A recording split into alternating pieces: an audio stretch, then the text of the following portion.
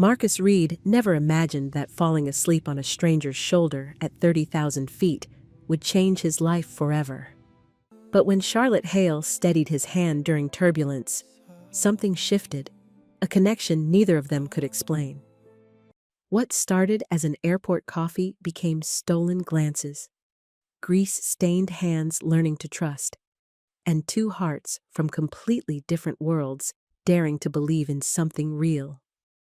But when Marcus discovers that Lottie isn't just working in hospitality, she owns the hotel, doubt creeps in like poison. And when her jealous ex whispers that Marcus is just another project to fix, and her mother calls them people from different lanes, Marcus has to decide. Will he let fear drive him away from the best thing that's ever happened to him? Or will he fight for a love that was never supposed to make sense? This is a story about choosing love on purpose, even when the world says you don't belong together. If you're watching this, subscribe and tell me where you're from, because this journey is just beginning. The overhead lights dimmed and rose, one section at a time. Marcus Reed shifted in seat 14C and watched the last passengers shuffle past, dragging carry-ons that barely fit under the seat in front of them. He'd been awake for 20 hours straight. The brake job that afternoon had run long. Mr. Patel's customer wanted the rotors replaced too, and Marcus never left work half done. Then the rush to Logan, the security line that snaked back on itself twice, the gate change announced while he was in the restroom. Now, he just wanted to close his eyes. The plane rolled backward. The flight attendant's voice crackled through the speakers, cheerful and clipped, reminding everyone to fasten seatbelts and put phones on airplane mode. Marcus tugged the belt across his lap and clicked it shut. His phone buzzed one last time, Renee checking in, asking if he'd made it aboard. He thumbed a quick reply and switched it off. The woman in 14B had her window shade pulled halfway down. She was reading something on her tablet, the glow washing her face in pale blue light.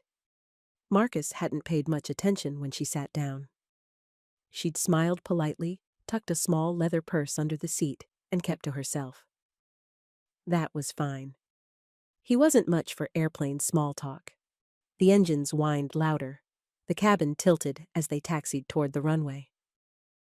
Marcus leaned his head against the seat back and let his eyes fall shut. He didn't plan to sleep. He just needed a minute. Maybe two.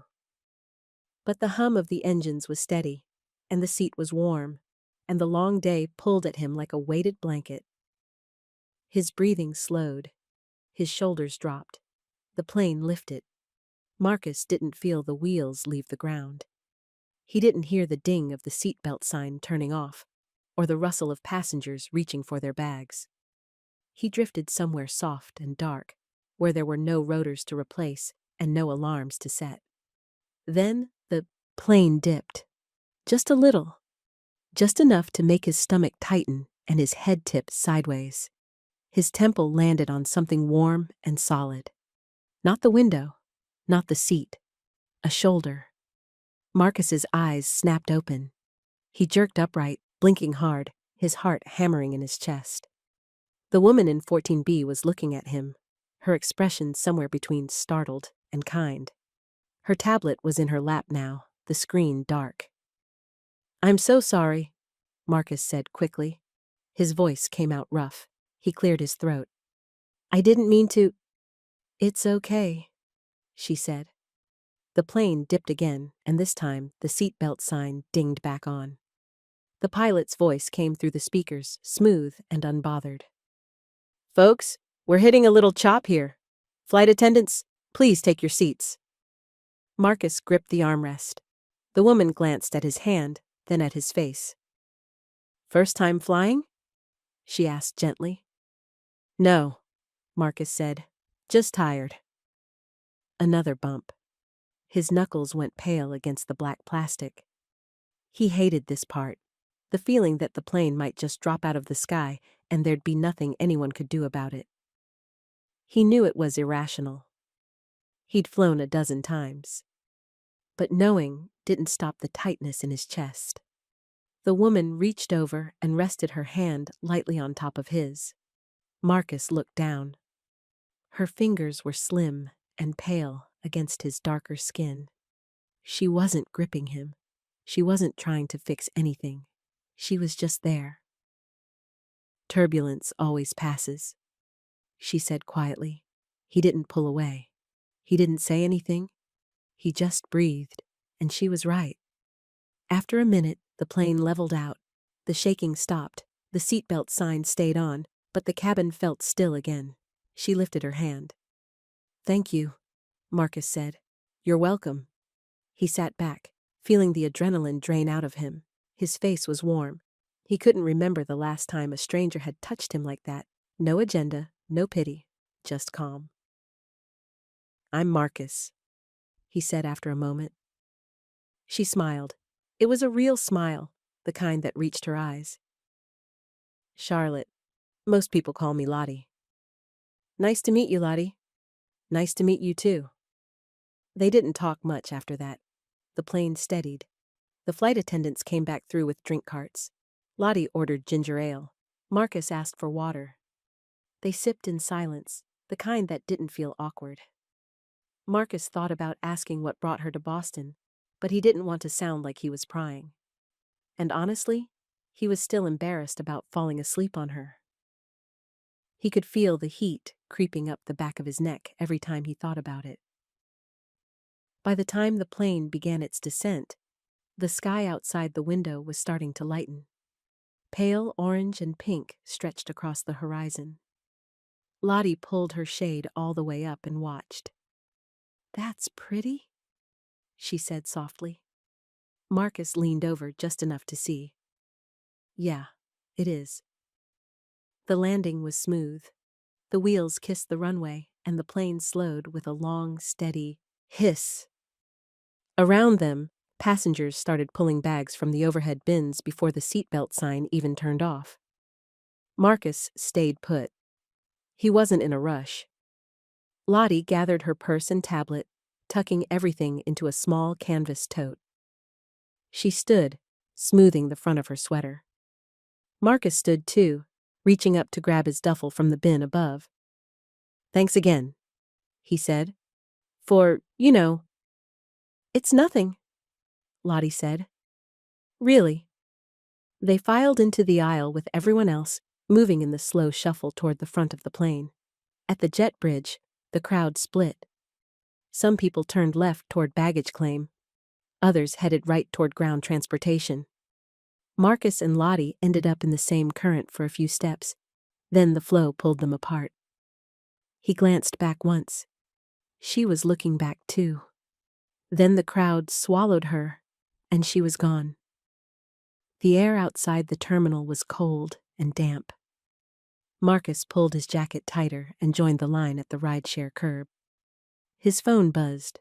Renee again, asking if he'd landed safe. He tapped out a reply and pocketed it.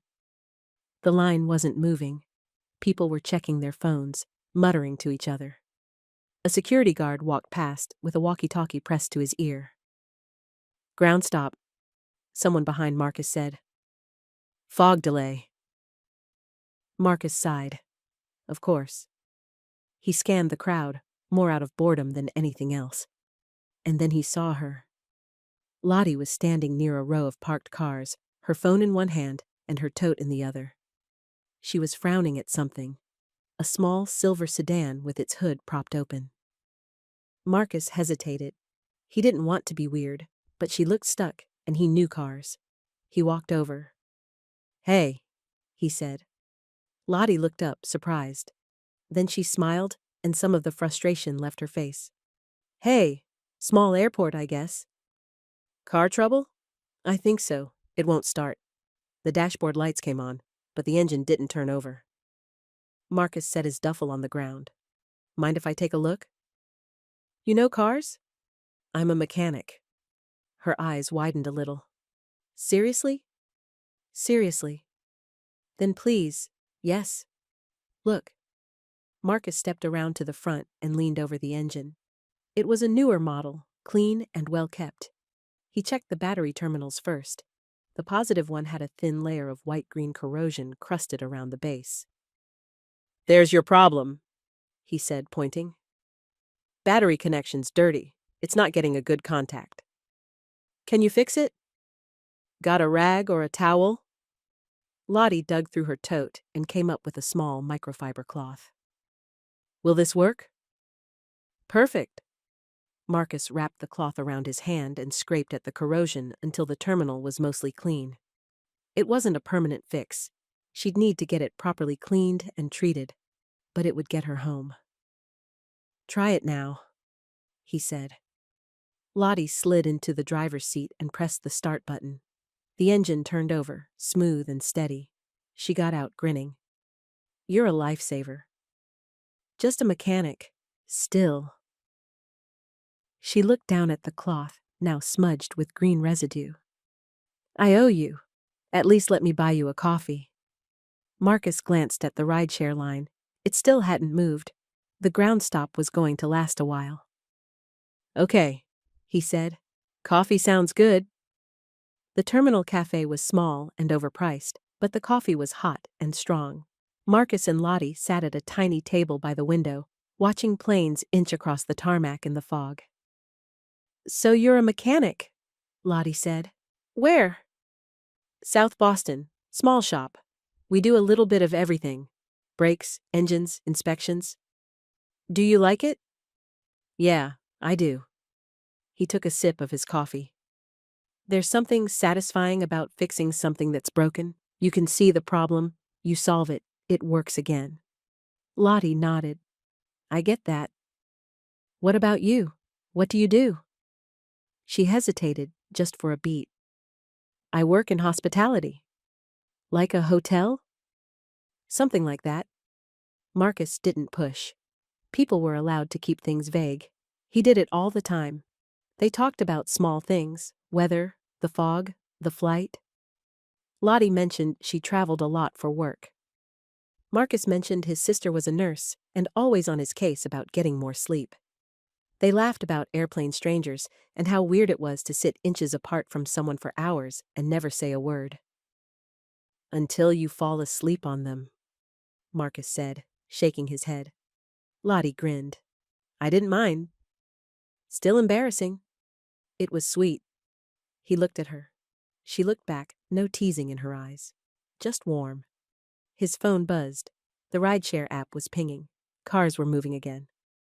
"I should go," Marcus said, though he didn't really want to. "Yeah, me too." They stood. Lottie pulled out her phone and held it up. "Can I get your number, in case my car acts up again?" Marcus smiled. "Sure." They swapped phones and typed their numbers in. When Marcus handed hers back, their fingers brushed. "Thanks for the coffee," he said. "Thanks for the car." They walked out together, and the cold air hit them both at once. The rideshare zone was crowded now, people pulling luggage and checking apps. Marcus's ride pulled up first, a tired-looking Honda with a dent in the back bumper. "See you around, Lottie," he said. "See you, Marcus." He got in. The driver pulled away. Marcus looked out the window and saw her standing there, phone in hand, watching him go. His own phone buzzed in his pocket. He pulled it out. "A new contact. Lottie. Airport coffee." He smiled and leaned his head against the seat. Maybe the long day hadn't been so bad after all. By the time Marcus got home, the sun was fully up. His apartment was quiet and dim, the blinds still pulled from the day before. He dropped his duffel by the door and kicked off his boots. His bed looked like the best thing in the world, but he couldn't stop thinking about the flight, about her hand on his, about the way she'd smiled when the car started. He sat on the edge of the bed and pulled out his phone, scrolled to her contact, stared at it for a long moment. Then he typed, "Made it home. Thanks again for the coffee." He hit send before he could second-guess it. 3 dots appeared almost immediately. "Glad you made it safe. Thanks again for saving my morning." Marcus smiled, typed again. "Anytime." The dots came back. "Want to stretch your legs later? I've got jet lag." A walk might help. He looked at the bed, then at the phone. Yeah, I'm in. What time? 6? Works for me. He set the phone on the nightstand and lay back. His eyes were heavy. His body was tired. But something in his chest felt lighter than it had in a long time. He closed his eyes and let himself drift. And this time, when he thought about the flight, he didn't feel embarrassed. He just felt glad. Marcus woke up at 4 in the afternoon with his phone buzzing on the nightstand. He grabbed it, squinting at the screen. Renee. You alive? She asked when he answered. Barely. Did you sleep on the plane or did you try to tough it out like an idiot? Marcus sat up, rubbing his face. I slept a little. Good. I was about to drive over there and check your pulse. I'm fine, Renee. You're always fine. That's the problem. She paused. You eat yet? Not yet. Marcus. I just woke up. She sighed, the kind of sigh that meant she was about to launch into older sister mode. But then she stopped. Okay, fine, but eat something real, not just a protein bar. Yes, ma'am? I'm serious. I know. They hung up, and Marcus dragged himself into the shower. The hot water helped. By the time he got out, he felt almost human again. He pulled on jeans and a clean shirt, then checked the time. 5:15? He had 45 minutes before he was supposed to meet Lottie. He didn't know why his stomach was tight. It was just a walk. Just two people stretching their legs after a long flight. Nothing complicated, but he also couldn't stop thinking about the way she'd looked at him in the cafe. Like she actually wanted to be there. Marcus grabbed his jacket and headed out. They met on the riverfront, near the footbridge that crossed over to the park. The evening air was cool and clean, and the sky was streaked with pink and orange. A few joggers passed by, earbuds in, faces focused. A couple with a dog stopped to let it sniff a bench. Lottie was already there, hands in her coat pockets, watching the water. She turned when she heard his footsteps. Hey, she said, smiling. Hey. They started walking, side by side, no destination in mind. The path curved along the river, lined with trees that were just starting to turn gold and red. The city hummed in the distance, but here it felt quieter, calmer. How'd you sleep? Lottie asked. Like a rock. You? Off and on. My body doesn't know what time zone it's in. Marcus nodded. That's the worst part of flying. That and the turbulence. He glanced at her. You seemed pretty calm during it. I've flown a lot. You get used to it. She paused. But I don't love it either. They walked a little farther.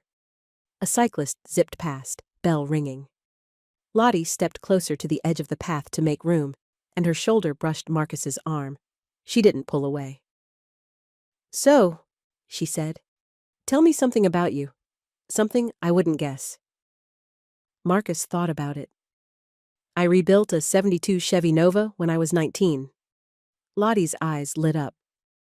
By yourself? Mostly. My uncle helped with the engine, but I did the bodywork, the interior, all of it. Do you still have it? Nah, sold it to pay for school. ASE certification courses aren't cheap. Do you miss it? Sometimes, but I'd do it again. The certification opened doors. Lottie nodded slowly, like she was really listening. That's impressive. Marcus shrugged. It's just work. It's more than that. You're good at something that matters. People need their cars. They trust you to fix them. He looked at her. Most people didn't think about it that way. Most people just saw grease under fingernails and assumed it was a job you settled for, not one you chose. What about you? Marcus asked. Tell me something I wouldn't guess. Lottie hesitated. She tucked a strand of hair behind her ear. I play piano, not well, but I like it. I'll sit down and just play whatever comes to mind. No sheets, no rules, just sound. That's cool. It's silly. It's not. She smiled, soft and a little shy. Thanks. They walked until the sun started to dip below the buildings, turning the river orange and gold. The park lights flickered on, casting long shadows across the path. Marcus didn't want the walk to end, but he also didn't want to push. They stopped at a crosswalk, waiting for the light to change. Lottie turned to him. Can we do this again? Tomorrow, maybe? Marcus felt something warm unfold in his chest. Yeah, I'd like that. Same time? I'll text you. The light changed. They crossed together, then stopped on the other side. For a second, neither of them moved. Then Lottie stepped back, smiling. Good night, Marcus. Good night, Lottie. He watched her walk toward the T-station, her hands back in her pockets, her steps easy and unhurried. She glanced back once, just before she turned the corner. He lifted his hand in a small wave. She waved back. And then she was gone. The next evening, Lottie suggested they meet at a bar. Not a loud one, she said. Somewhere quiet. Marcus agreed, and she sent him the address. When he looked it up, his eyebrows lifted. It was in the nice part of town, the kind of place where parking costs $20 and the cocktails had names like the Hemingway and Lavender Mule. He almost texted her to suggest somewhere else, but he didn't want to seem difficult, and besides, it was just a drink. He showed up at 7:30. The place was small and elegant, dark wood, low lighting, soft jazz playing from hidden speakers. A bartender in a crisp white shirt was polishing glasses. Only a few tables were occupied. Lottie was sitting at the bar, 2 seats from the end. She saw him and waved him over. Hey, she said. You found it. Yeah. Marcus slid onto the stool beside her. Nice place. I come here sometimes. It's quiet. The bartender looked up and his face brightened. Ms. Hale, good to see you. Marcus noticed the way he said it. Not Lottie. Not even Charlotte. Ms. Hale? Lottie's smile flickered, just a little. Hey, Daniel, can you get my friend a drink? Whatever he wants. Of course. Daniel turned to Marcus. What can I get you? Just a beer, whatever you've got on tap. Coming up. Daniel moved down the bar, and Marcus glanced at Lottie. She was looking at her hands. Miss Hale? Marcus asked quietly. Lottie's cheeks flushed. It's complicated. You said you work in hospitality. I do. But this place? Marcus looked around, the polished wood, the carefully arranged bottles, the way the staff moved like they were performing. You're not just a guest here, are you? Lottie took a breath. I help manage it. Manage it. Yeah. Daniel came back with the beer and set it in front of Marcus. Let me know if you need anything else, Ms. Hale. Thanks, Daniel.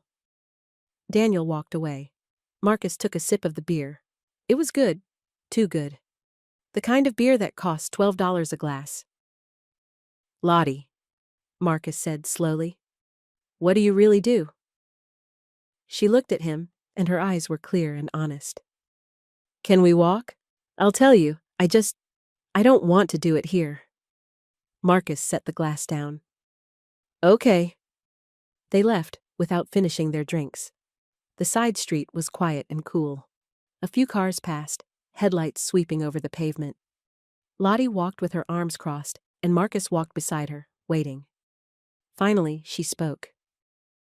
I own the bar, she said. And the hotel it's attached to. It's a boutique place. Small, 20 rooms. Marcus stopped walking. Lottie stopped too. She turned to face him. I didn't lie to you, she said quickly. I do work in hospitality. I didn't want you to see me differently. Why would I see you differently? Because people do. As soon as they know I own things, they start treating me like I'm fragile or untouchable or... She shook her head. I don't know. Like I'm not real anymore. Marcus looked at her. Really looked. She wasn't wearing anything flashy.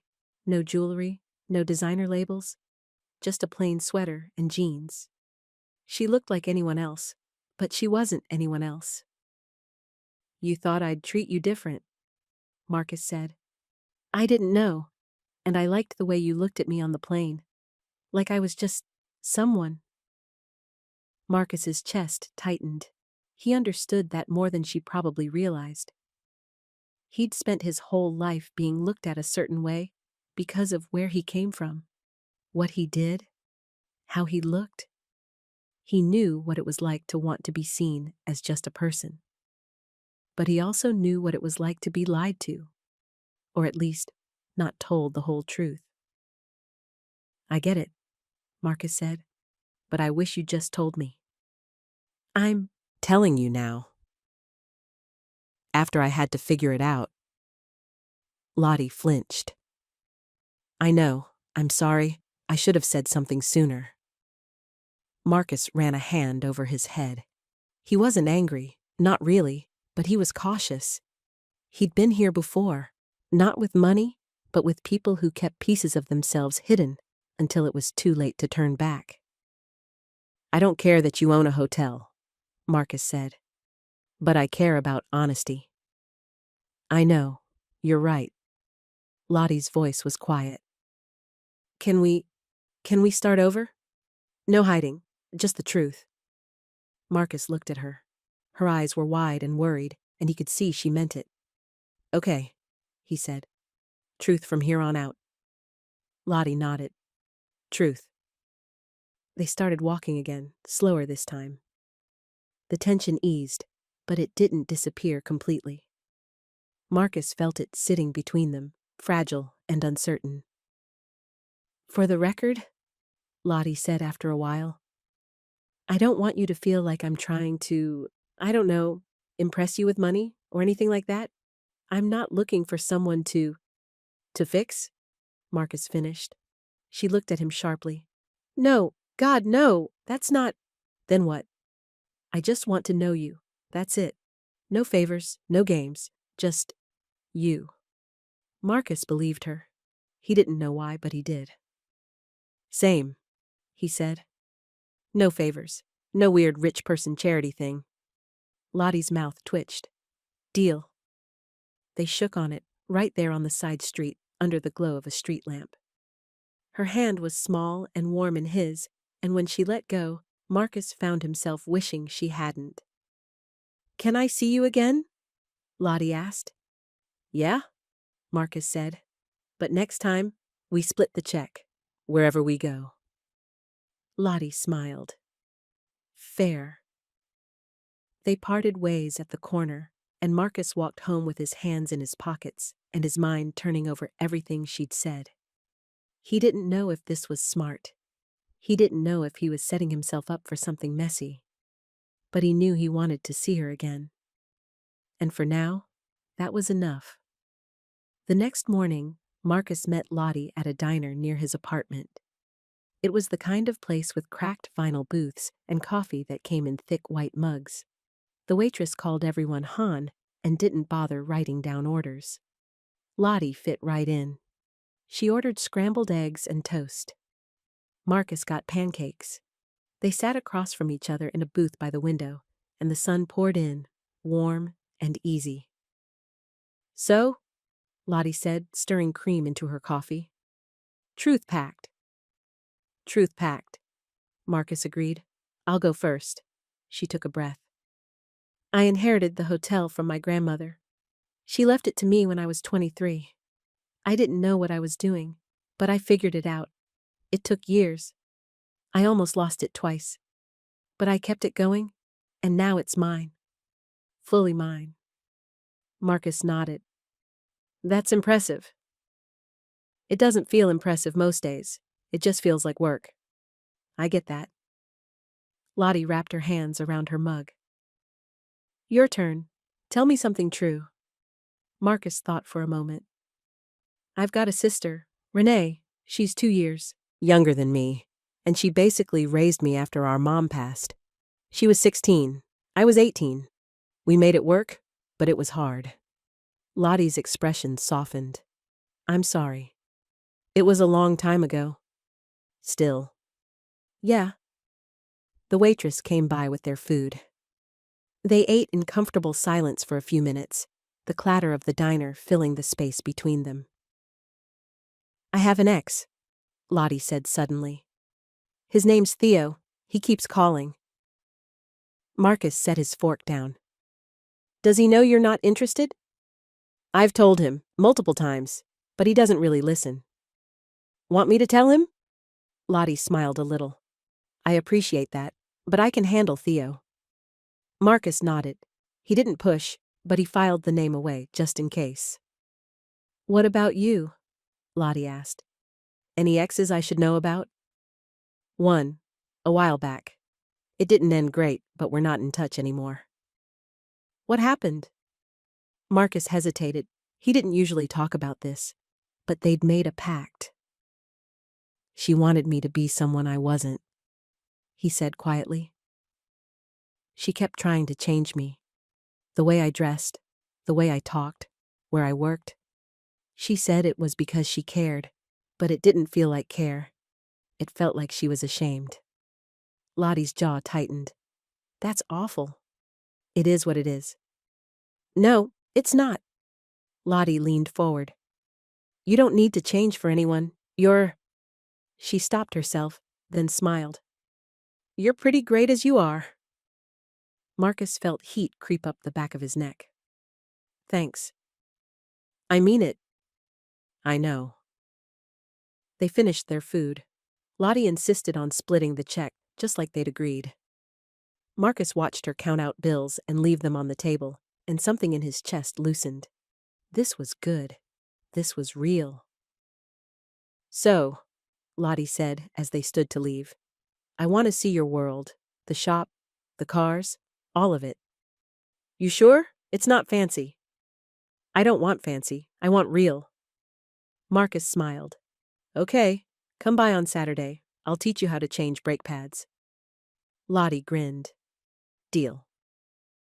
Saturday morning came bright and cool. Marcus got to the shop early, before Mr. Patel and the other guys. He swept the bay floor, organized the tool cart, and checked the project car they'd been working on. A donated sedan with worn brakes that someone had dropped off for the community program. It wasn't much to look at, but it ran, and that's what mattered. He checked his phone. Lottie had texted 20 minutes ago. On my way. Should I bring anything? He'd replied, just yourself, and maybe clothes you don't mind getting dirty. Now he waited, wiping his hands on a shop rag, feeling strangely nervous. It was just his workplace, just a regular Saturday. But he wanted her to see it the way he did, not as something small or less than, but as something solid, something that mattered. The bell over the front door chimed. Marcus looked up. Lottie walked in wearing old jeans, a faded Red Sox t-shirt, and sneakers that had seen better days. Her hair was pulled back in a ponytail. She looked perfect. Hey, she said, smiling. Hey. Marcus set the rag down. You found it okay? GPS is a beautiful thing. He walked her through the shop, showing her the lifts, the diagnostic machines, the wall of tools that looked like organized chaos to anyone who didn't know better. Lottie listened, asked questions, touched things gently like she didn't want to break them. This is really cool, she said. I don't know anything about cars, but I can tell you care about this. It's honest work, Marcus said. You fix something, and it stays fixed. There's no guessing. I like that. Mr. Patel showed up around 10, keys jangling in his hand. He stopped short when he saw Lottie. Well, well, he said, grinning. Marcus, you didn't tell me we had a guest.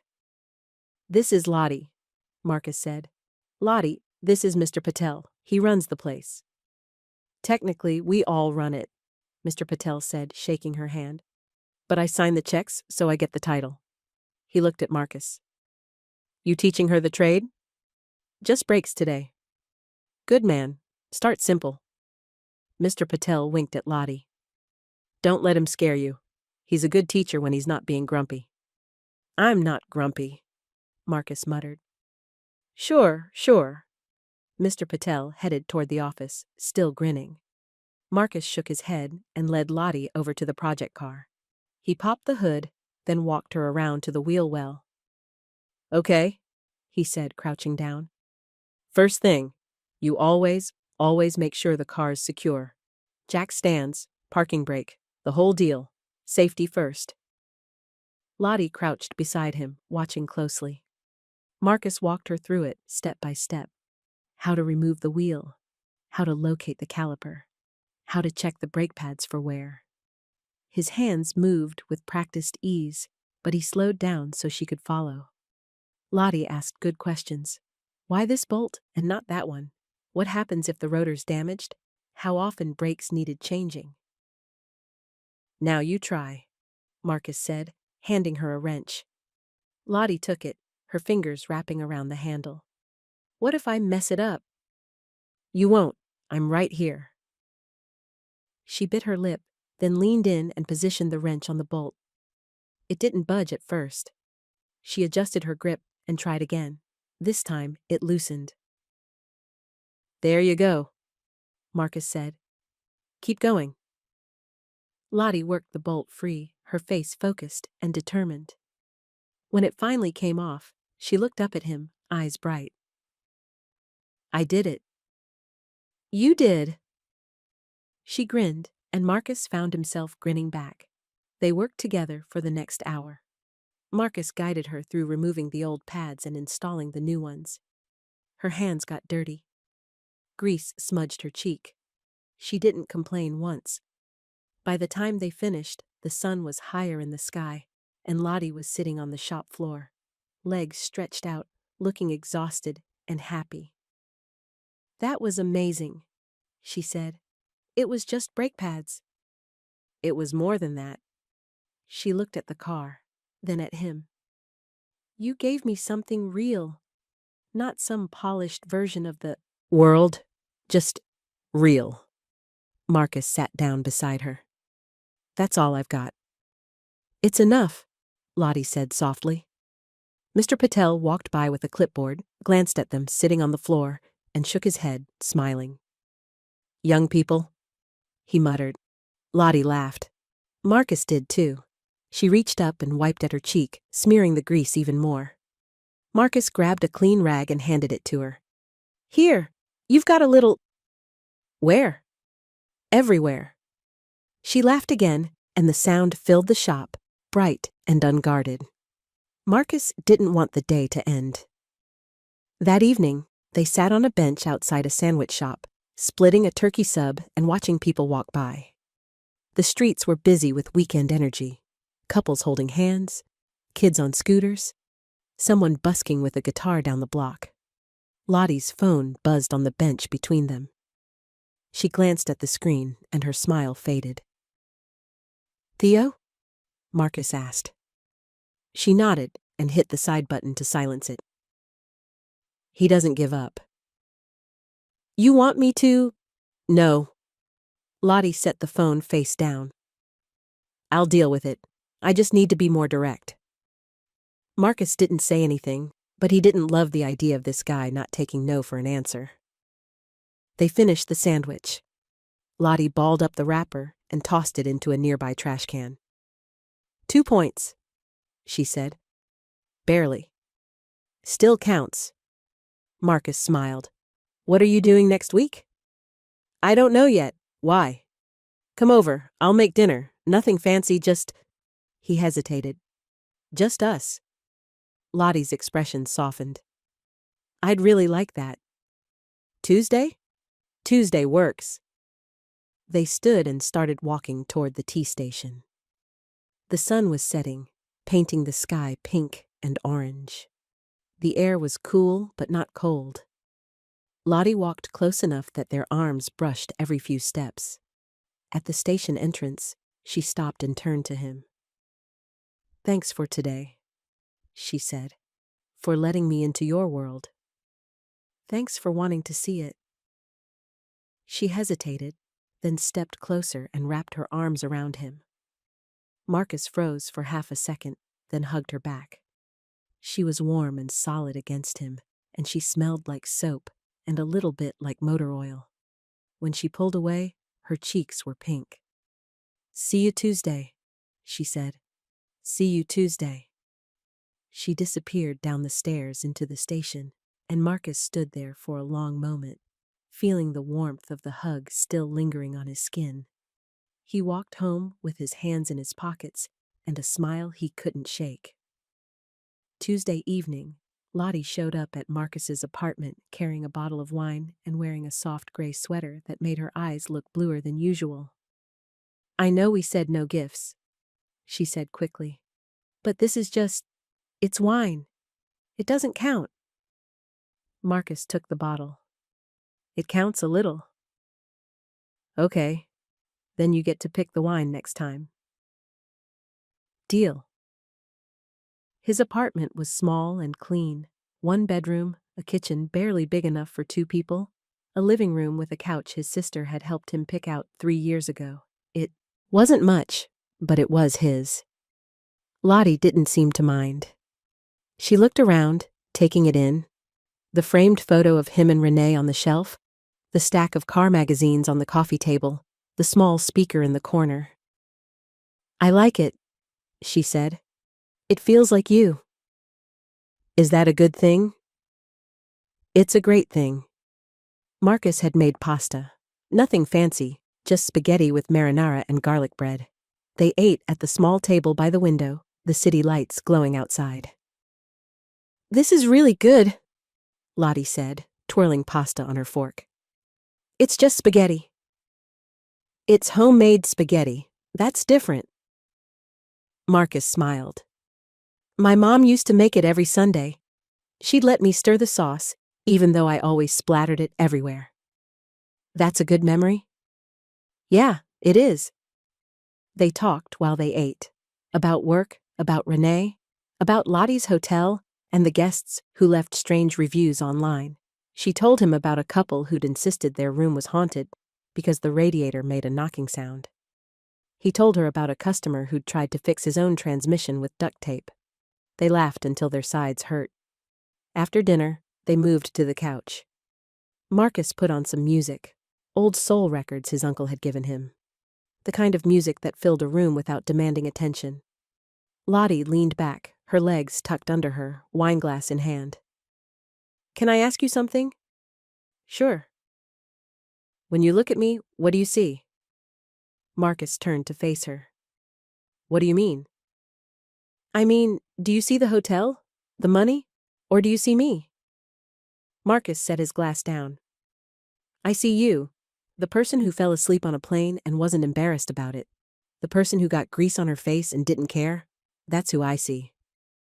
Lottie's eyes glistened. "Good, because that's who I want to be with you." "Then that's who you are." She reached over and took his hand. Her fingers laced through his, warm and sure. They sat like that for a long time, listening to the music, not needing to fill the silence with words. At some point, Lottie leaned her head on his shoulder. Marcus didn't move. He just let her stay there, feeling the weight of her trust, the quiet intimacy of the moment. "This is nice," she whispered. "Yeah," Marcus said. "It is." 2 days later, Marcus got a call from Lottie in the middle of a brake job. "Hey," he said, stepping out of the bay. "Everything okay?" "Yeah, I did something." "What?" "I met Theo, in person, at a cafe." Marcus's grip on the phone tightened. "And?" "I told him it's over, for good. No more calls, no more texts. I was clear, Marcus, really clear." "How'd he take it?" "He wasn't happy, but he didn't make a scene. I think he finally gets it." Marcus let out a breath he didn't know he'd been holding. "Good. I'm proud of you." "Thanks. I just wanted you to know. No secrets." "No secrets," Marcus agreed. They hung up, and Marcus went back to work, but something in his chest felt lighter. She'd kept her word. She'd been honest. That night, she texted him a photo of her sitting at a piano, fingers on the keys, smiling at the camera. Told you I wasn't good, but it still makes me happy. Marcus smiled and typed back. That's all that matters. The next few days unfolded like a gift Marcus hadn't known he was allowed to unwrap.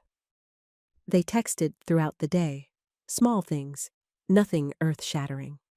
A photo of a funny sign Lottie saw.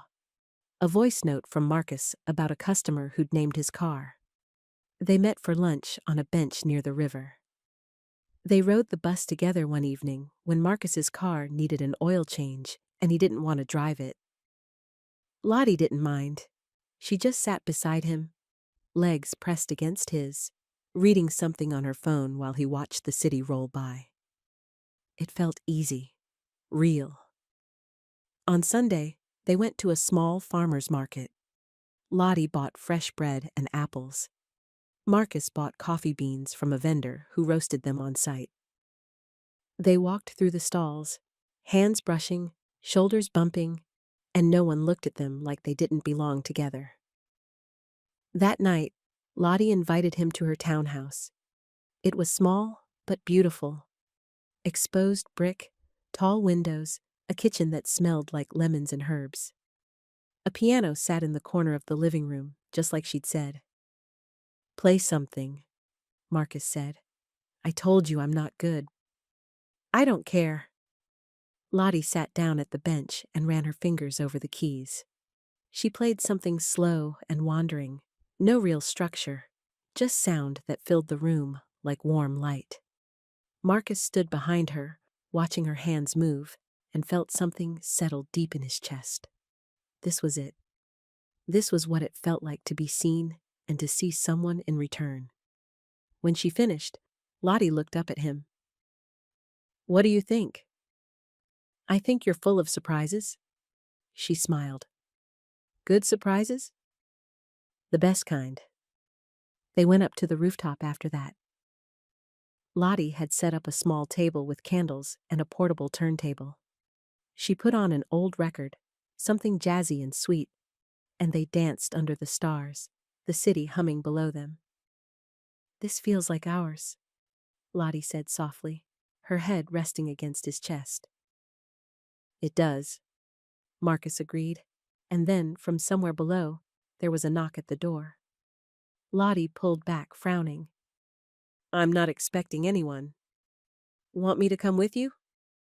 No, it's okay. I'll just be a minute. She went downstairs. Marcus stayed on the roof, hands in his pockets, watching the skyline. A few minutes passed, then a few more. Finally, Lottie came back up, her face tight. It was Theo? She said. Marcus straightened. What did he want? He said he had a book to return, something I'd lent him months ago. She shook her head. It was just an excuse. He wanted to talk. What did you say? I said no. I took the book and told him not to come back. Marcus stepped closer. Did he leave? Yeah, he left. Lottie pulled her phone out of her pocket, and right there, blocked Theo's number. She showed Marcus the screen. Done. Marcus nodded. Good. Lottie took a breath and stepped back into his arms. I'm sorry. That killed the mood. It's okay. We'll make a new one. They sat down at the table. The pasta was still warm. The candles were still lit. And slowly, carefully, the night found its rhythm again. They talked about the future. Small, practical things. Maybe meeting each other's families soon. Maybe planning a weekend trip somewhere quiet. Nothing big. Just steady. I want this to be real, Lottie said quietly. It is real. Then let's keep it that way. Marcus reached across the table and took her hand. Deal. A week later, Lottie invited Marcus to a small event at her hotel. A donor cocktail, she called it. Just a few family friends, some business contacts, nothing formal. Marcus didn't love the idea, but Lottie asked, and he wanted to support her. So he said yes.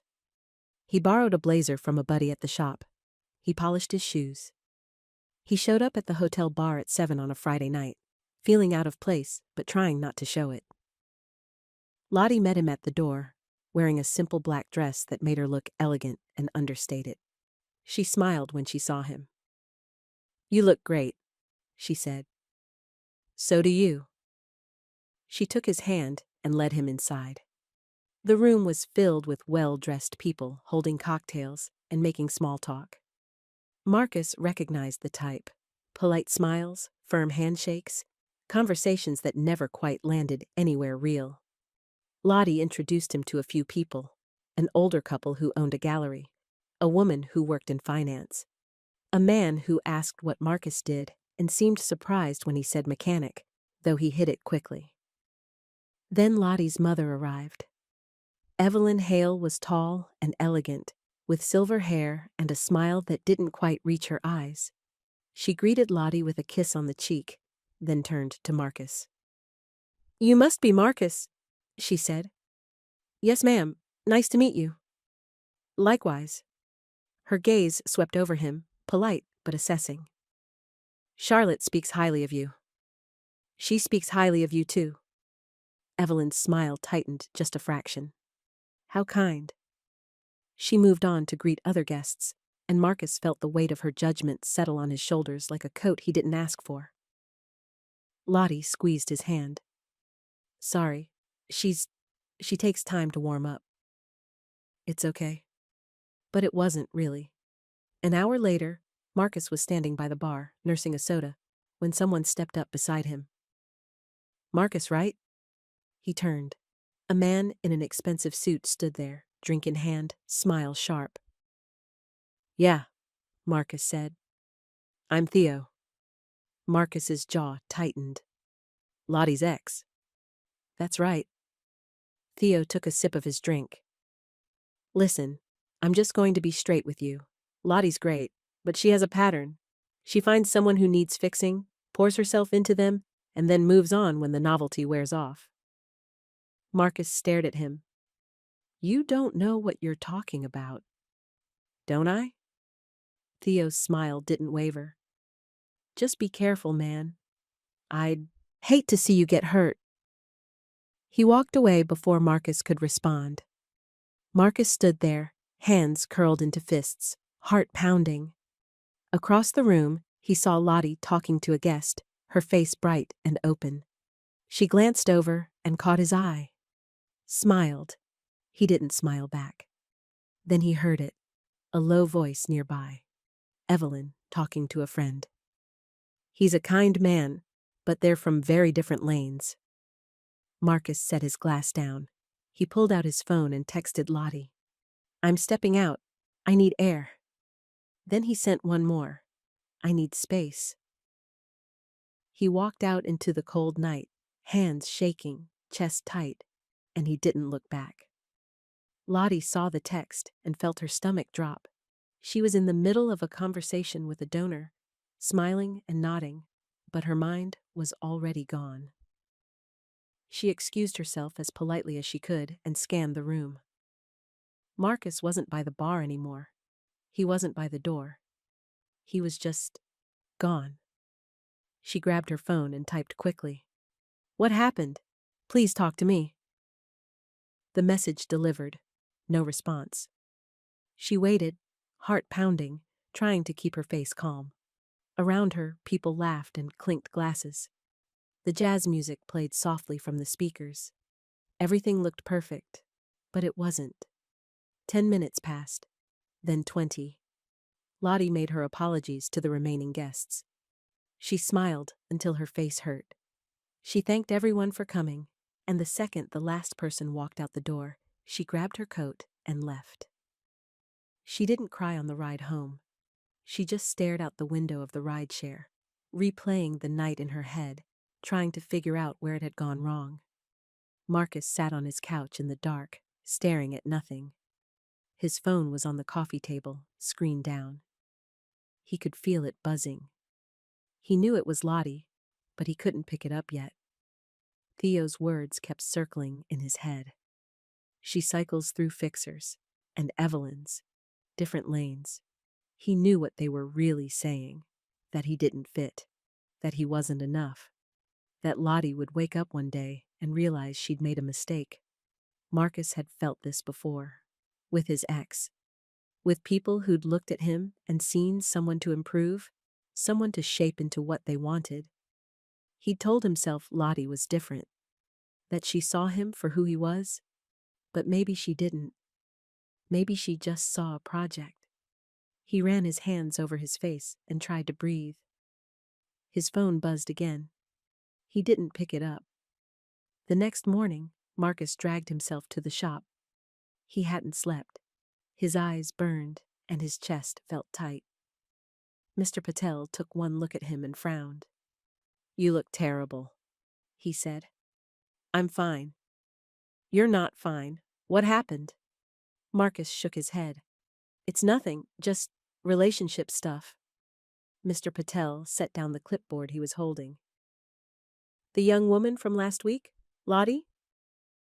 "Yeah. What did you do?" Marcus looked up sharply.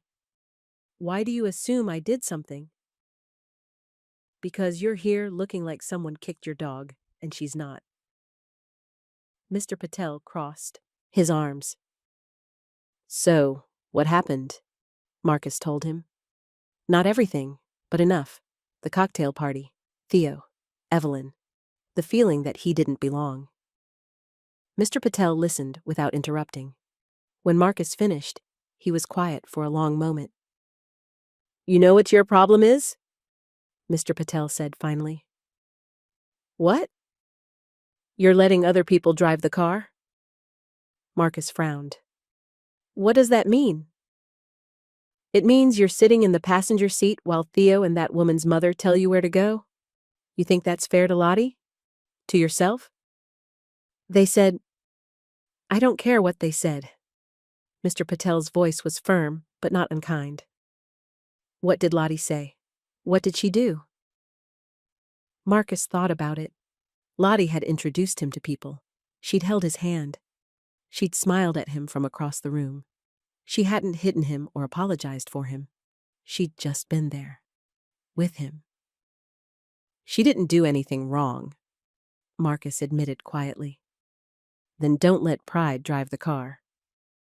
Mr. Patel handed him a customer invoice. "Fix what you can fix, and talk to the people who matter." Marcus took the invoice. He didn't say anything, but he nodded. That afternoon, Renee showed up at the shop with a container of soup. "You're not answering your phone," she said, setting it on the tool cart. "I'm fine." "You're not. You look like death." She crossed her arms. "What's going on?" Marcus sighed. He told her the same thing he'd told Mr. Patel. Renee listened, her face getting tighter with every word. "So let me get this straight," she said when he finished. "Some jealous ex and a judgmental mother said some garbage, and you just believed them? It's not that simple." "It is exactly that simple." Renee stepped closer. "Marcus, you've spent your whole life letting people make you feel small. And every time you meet someone who doesn't, you find a reason to push them away." Marcus looked at her. "That's not fair." "Isn't it?" Renee's voice softened. "I've watched you do this before. Someone gets close and you panic. You look for the exit."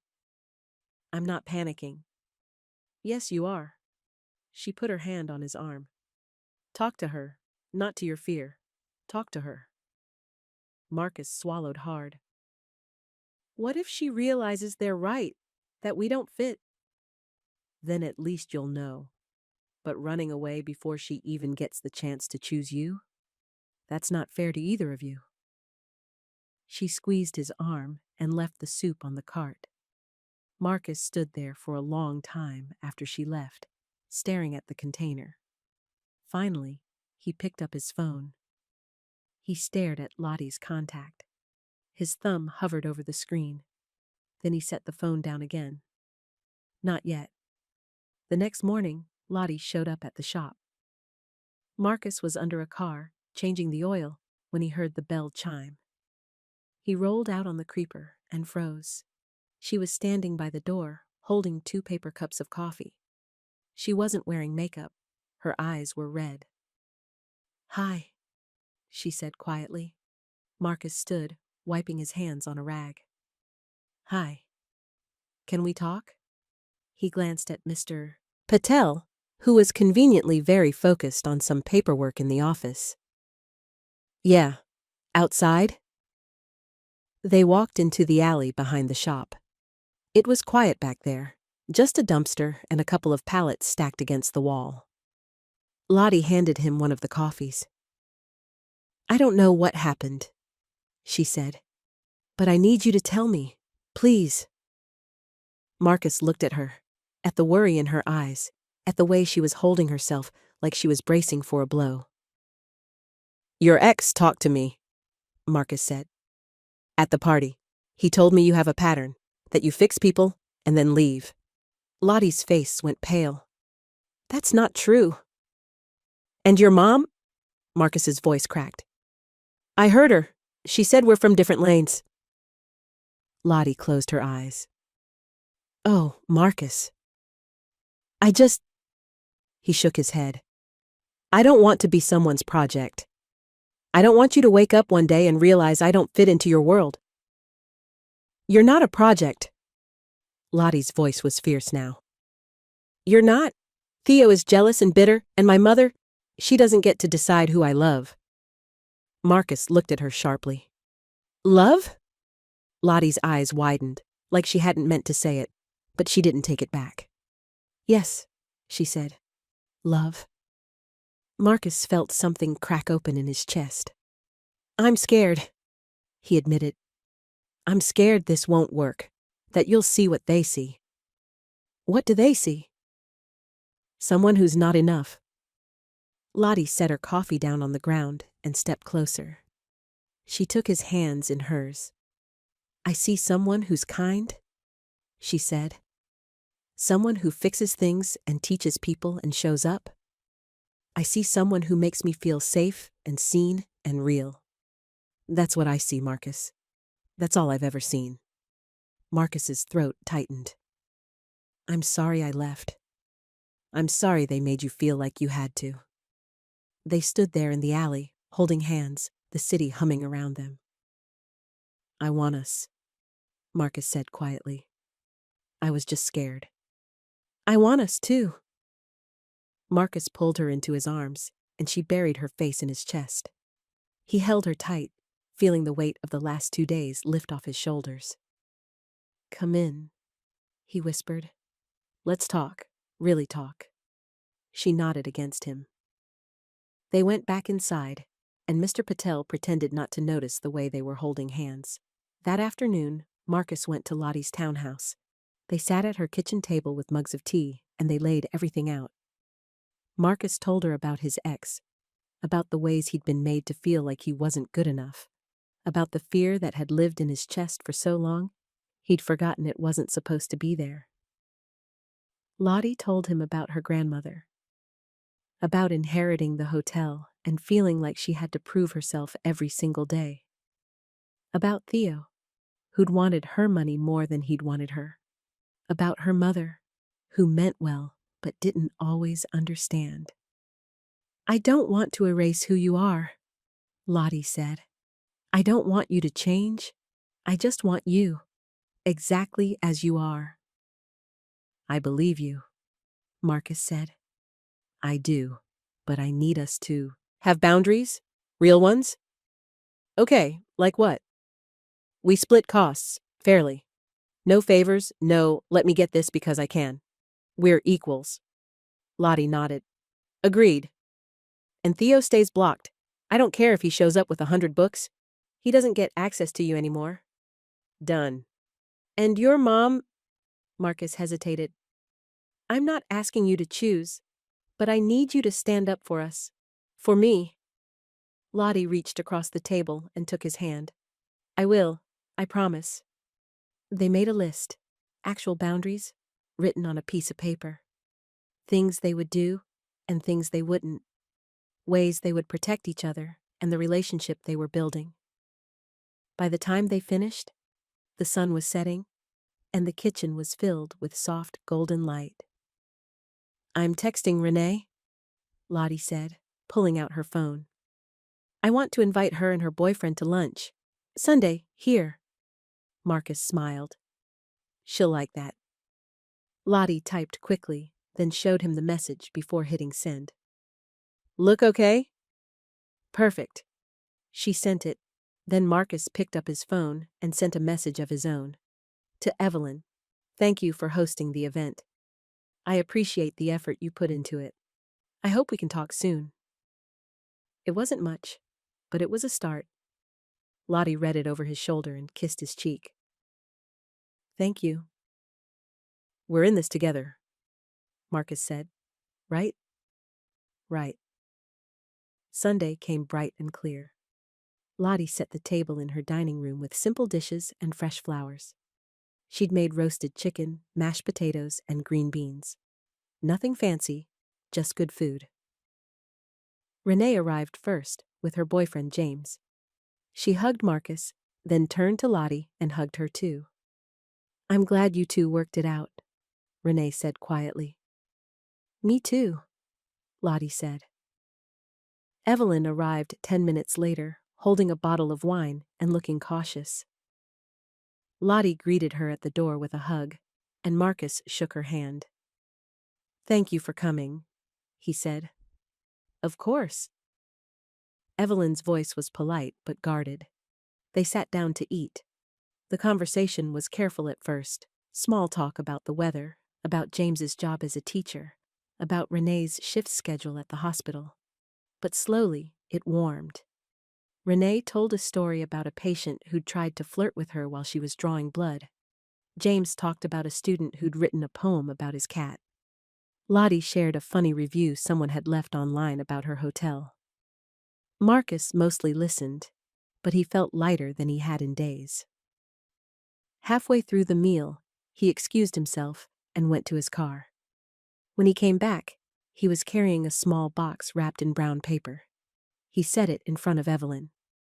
What's this? She asked. Open it. Evelyn unwrapped it carefully. Inside was a small tabletop radio, wood-paneled and restored, with shiny brass dials. It's from the 60s, Marcus said.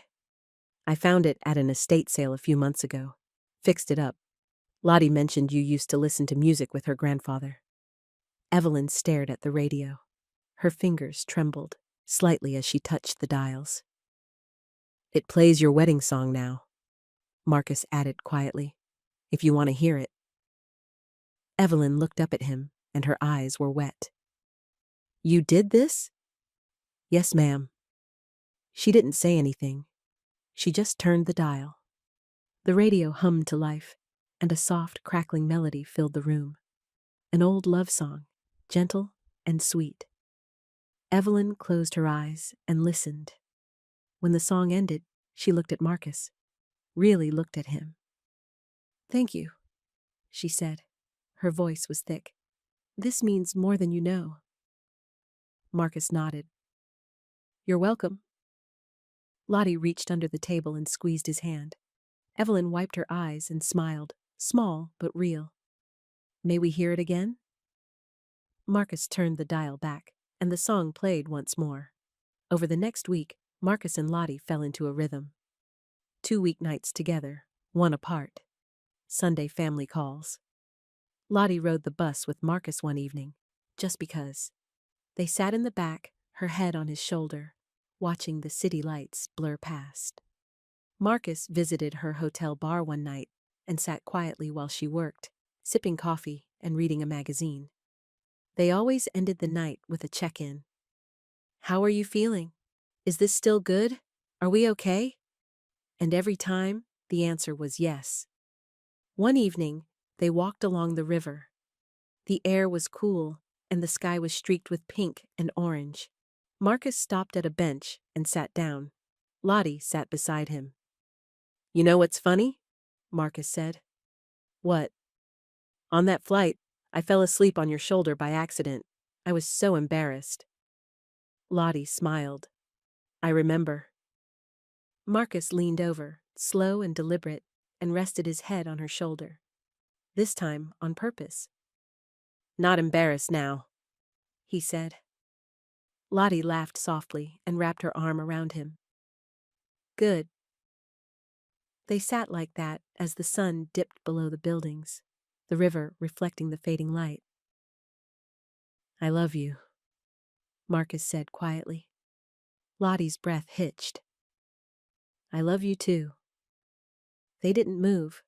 They just stayed there, two people choosing each other in the middle of a busy world. Saturday afternoon, Marcus picked Lottie up in his car. He'd spent the morning tuning it, checking the oil, making sure everything ran smooth. The engine purred like it was brand new. Where are we going? Lottie asked, sliding into the passenger seat. Harbor. Thought we could drive out there. Windows down, music on. Lottie grinned. Perfect. They drove through the city, taking the long way, letting the wind blow through the open windows. Marcus had the radio on, some old soul station, and Lottie sang along, off-key but happy. At the harbor, they parked near the water and got out. The air smelled like salt and sunshine. Gulls circled overhead. A few boats drifted lazily in the distance. They leaned against the car, side by side, watching the light dance on the water. I've been thinking, Lottie said, about next steps. Yeah? Yeah. I want to meet more of your people, slowly. And I want you to meet more of mine.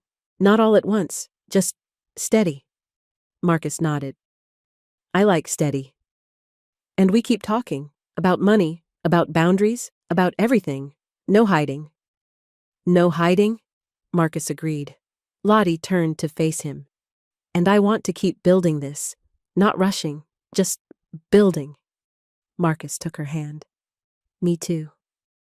They stood there for a long time, the sun warm on their faces, the sound of the water soft and steady.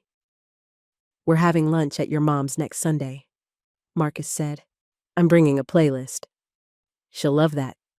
And you're bringing pie. Lottie laughed. I can't bake. Then we'll figure it out together. Deal. They got back in the car. Marcus turned the key, and the engine hummed to life. The radio played a familiar tune, something slow and sweet. Lottie leaned her head on Marcus's shoulder. No turbulence, no fear.